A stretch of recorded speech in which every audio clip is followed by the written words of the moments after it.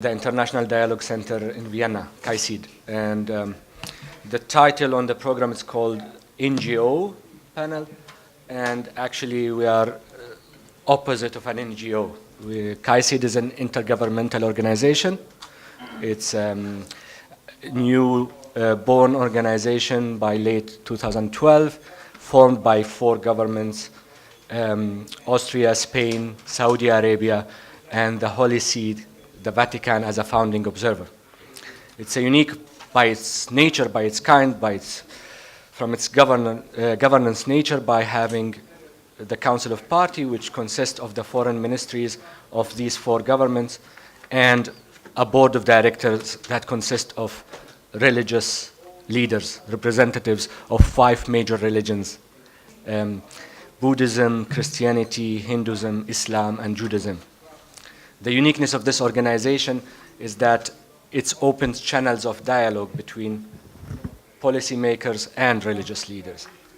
The organization is an interreligious rather than, it's a non-religious in its nature, but so we don't advocate for a certain religion, but rather we advocate for dialogue among religions and cultures. This is just a brief to give you the context of where this organization comes from. We focus on peace building in 4 conflict zones that have in somehow a religious dimension in its nature, but also we function globally as it was founded to support the field of interreligious and intercultural dialogue. The programs we will see today are in somehow, whether on the institutional level, international, or on a grassroots youth-oriented project. My part will be just to show you the approach that KAICIID is working and partnering with youth. Yeah.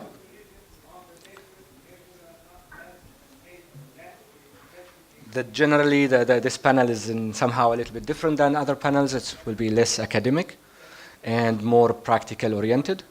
And this is just a taste of some kind of the projects we are doing. Yeah, this is KAICIID. I told you a little bit about it, and this is our building in Vienna. We are based in Vienna, and but we function internationally, and we partner usually with international organizations and UN agencies. We have MOUs with UNESCO. We work with UNDP. We work with Office for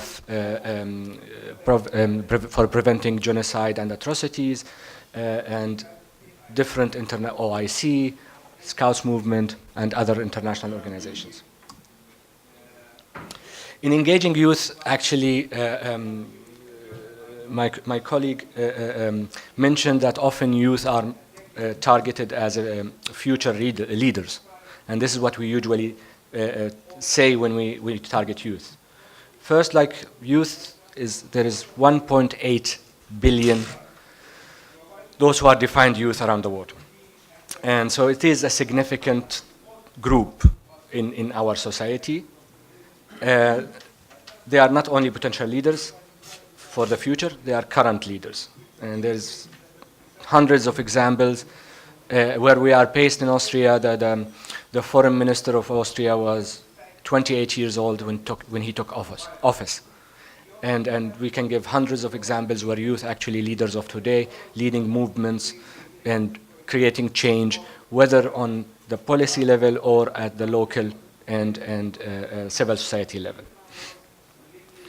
The second thing is youth for us should be only targeted in youth-oriented projects. We often, like we say youth, we have to do this kind of projects, but no, youth should have the space and be mainstreamlined in different IRG projects. So, and also they are not only a target group, but also partners. And some of the programs you will hear today about is where youth actually the partners. The way we do that is actually we try to focus on the knowledge part, raising awareness of the importance of some of our current challenges and the importance of interreligious dialogue, intercultural dialogue, and their role in that. We combine that with the skills.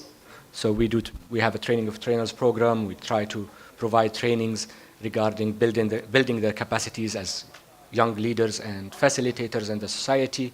And also we try to work on developing the environment, the right environment for that. This combination is actually what forms what is youth empowerment. Because often if we give them the skills and make them aware of the problem, but there is no opportunities for dissemination or taking an active role in that. I promised you to be brief. So in programming, usually actually we do that in 4 issues.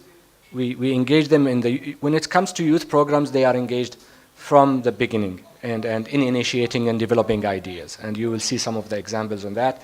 And we consult them regularly in our programs. We hold sometimes we have consultations, we do women consultation, we do youth consultations, we do religious leaders consultations, and so we consult them on our program continuously. And we try to invite them, even if the programs are targeting policymakers. We try to make sure that young people are engaged in these programs, and also we encourage partners to do that. Some of the programs that we are doing, we have the training of trainers, the fellows program, and the dialogue with the scouts. And I just want to say, like, the fellows program is targeting young teachers, junior faculties at seminaries and institutions that train future religious leaders. And we are building also a network from that. This is a 1-year program that end of this month we will graduate the first cohort, and we are welcoming the new one. And we are developing also an online course for interreligious dialogue in partnership with 4 or 5 universities, and it's getting credited in some of those universities, and it will be in the future a MOOC, which is more an open online course.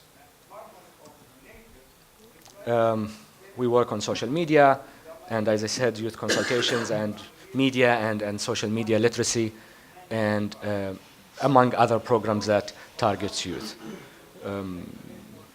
Yeah.